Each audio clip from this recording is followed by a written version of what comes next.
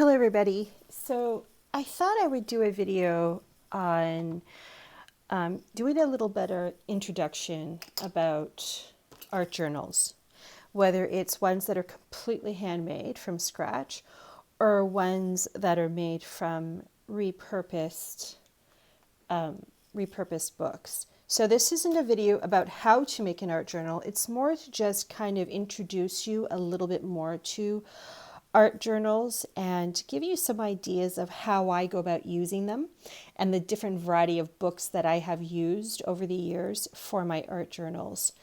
It's also using this opportunity in this video just to kind of give you a little tour of my art journals that I have ongoing right now. So as you can see here, I have a few on the go. And this isn't even all of them. There's another one tucked to the side.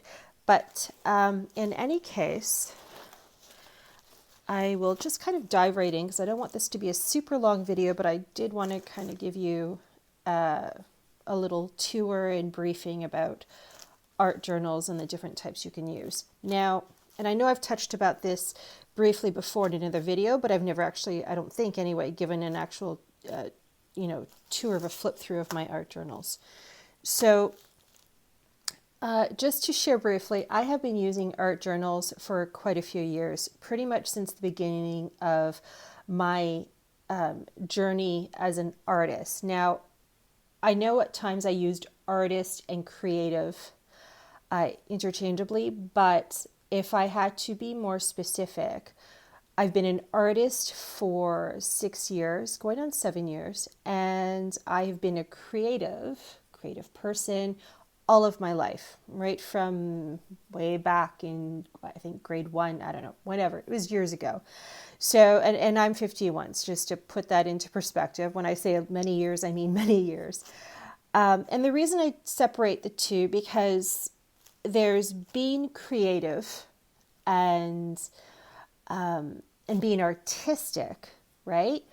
With, the things that you do, that you make, and whether it's for yourself personally, for gifts for others, for fun, for relaxation, whatever the case may be.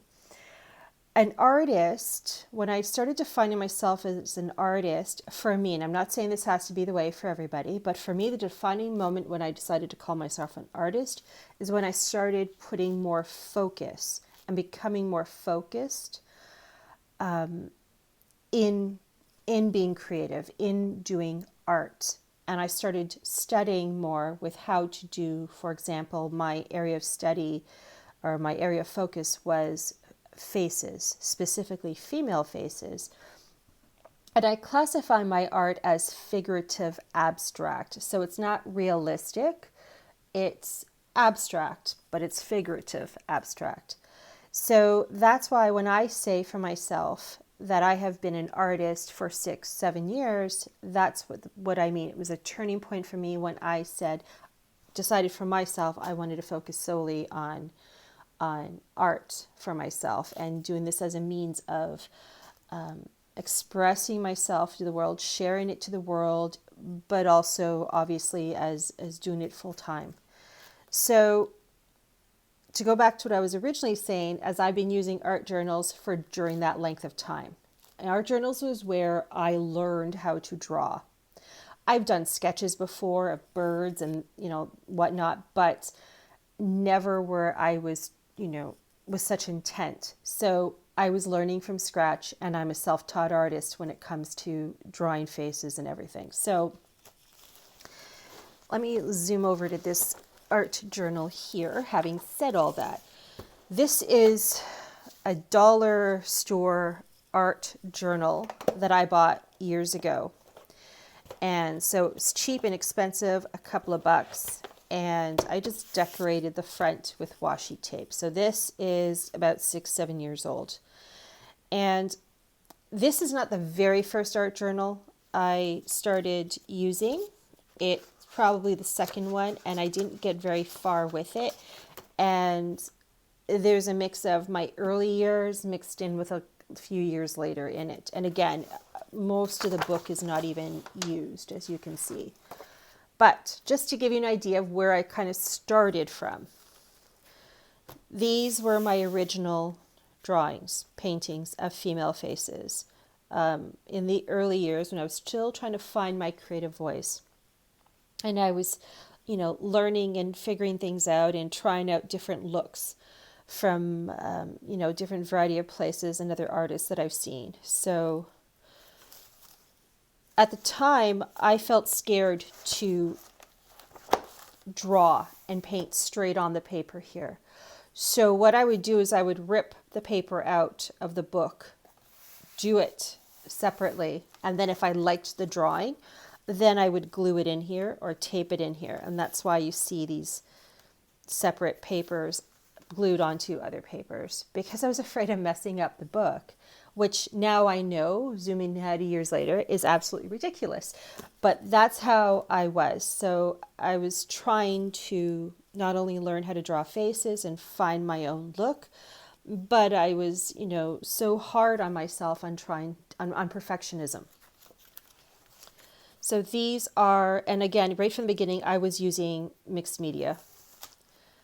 And there's another one there as well. So that's pretty much it. And the others are just some random sketches. This is a few years later. This says 2020. So it's 2 years ago when I was just sketching some ideas for myself for canvas paintings. There's another one there. Playing around with eyes. Piece of garbage tucked in there. And so on. So that was that.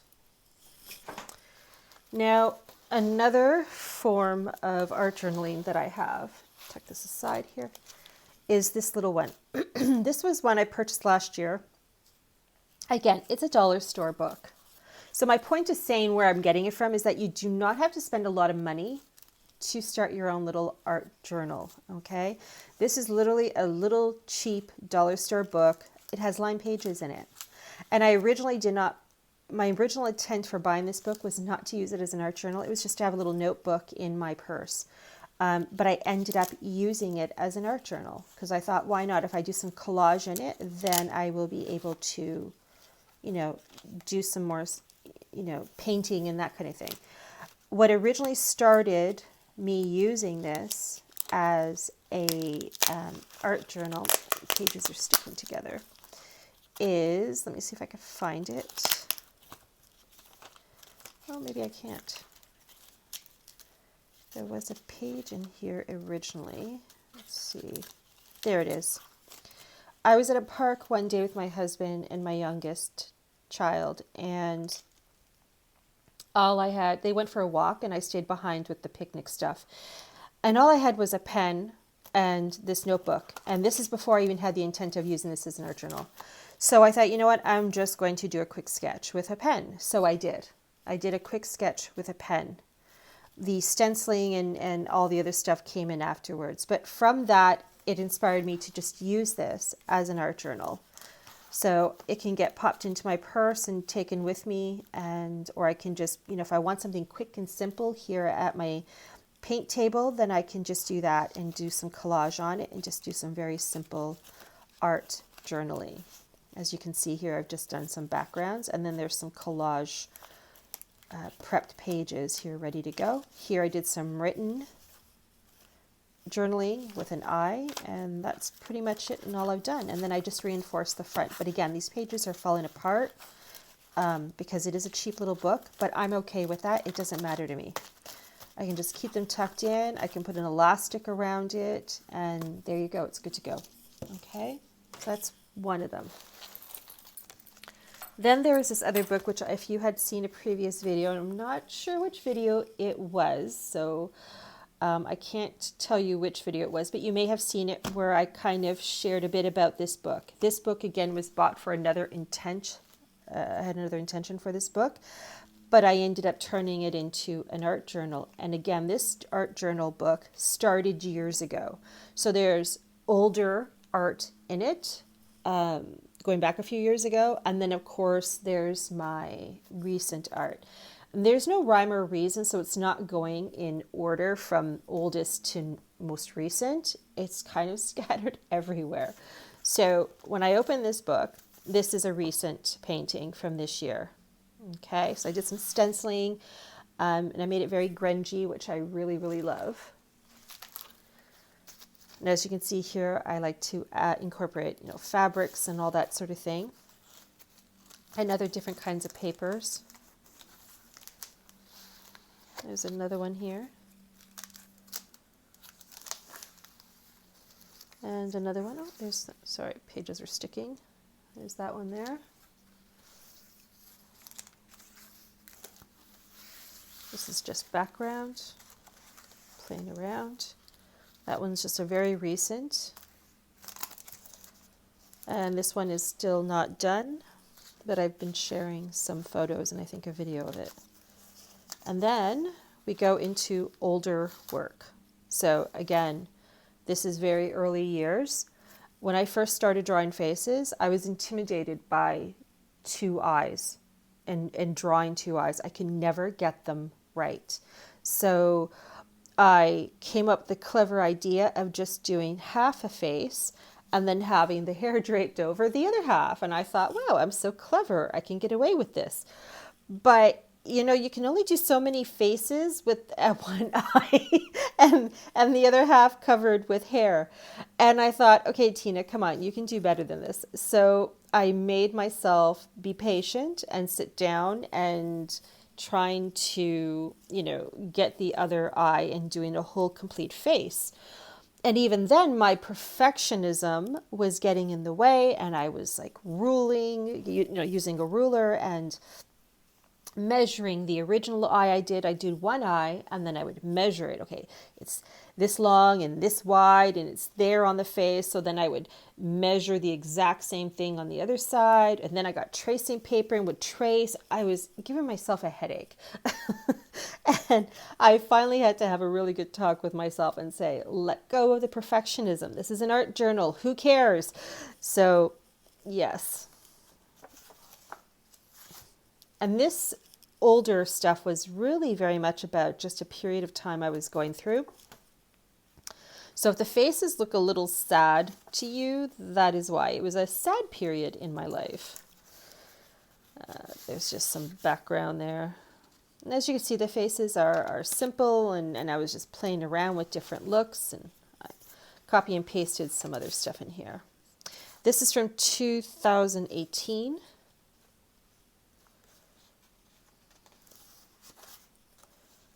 Some more. This is October 2018. There I got Darren and did two eyes. And again, these are not in order, so it's not like I went back to doing one eye, or I could have, I don't know. It still says October 2018, so maybe I did. I decided, you know what, I was daring there, and now I'm going back. And actually, I can see here that I wasn't too sure about doing this, so I had done it on a separate piece of paper. Then when I thought, okay, you know what, this is good enough for my art journal, I cut around it and pasted it right in the book.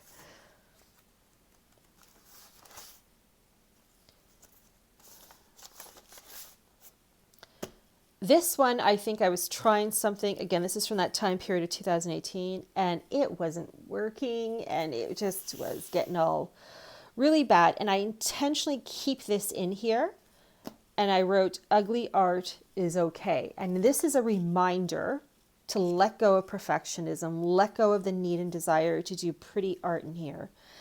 And this forces me to remind myself of that. And to show this book is not perfect. And look, here's why, because I left this in here just as is. Some other art. And then I'm here using a lot more of watercolor, playing around with that.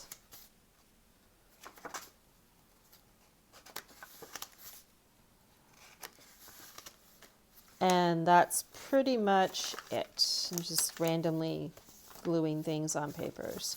So that, again, is a repurposed book that I used.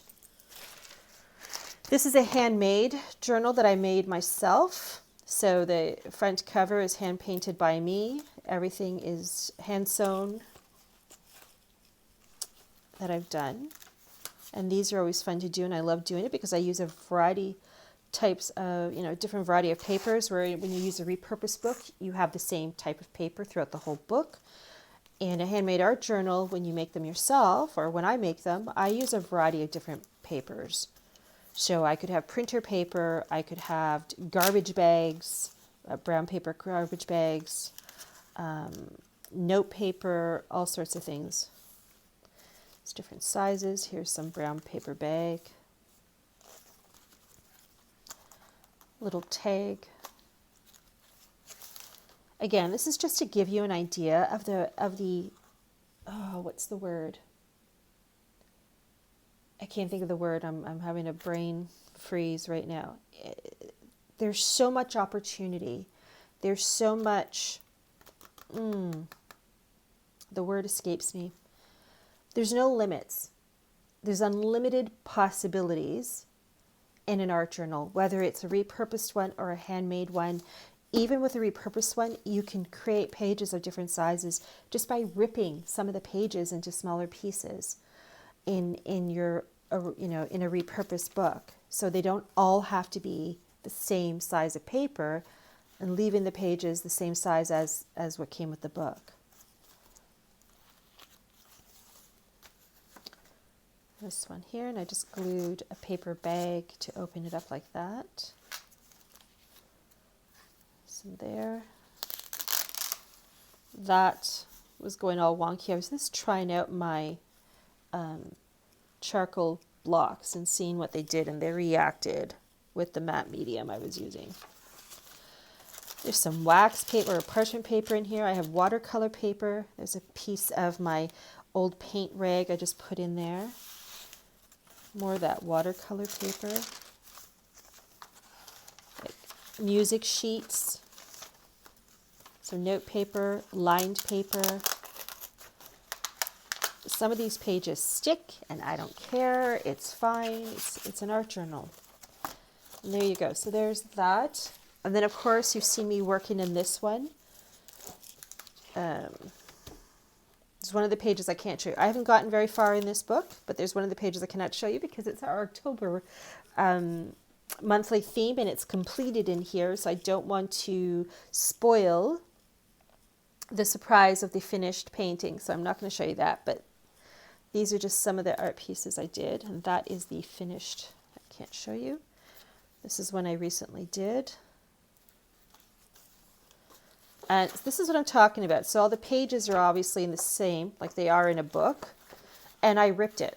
I just ripped it, and then I collage it to make it even more different shapes and sizes. And that's the whole beauty about collaging too.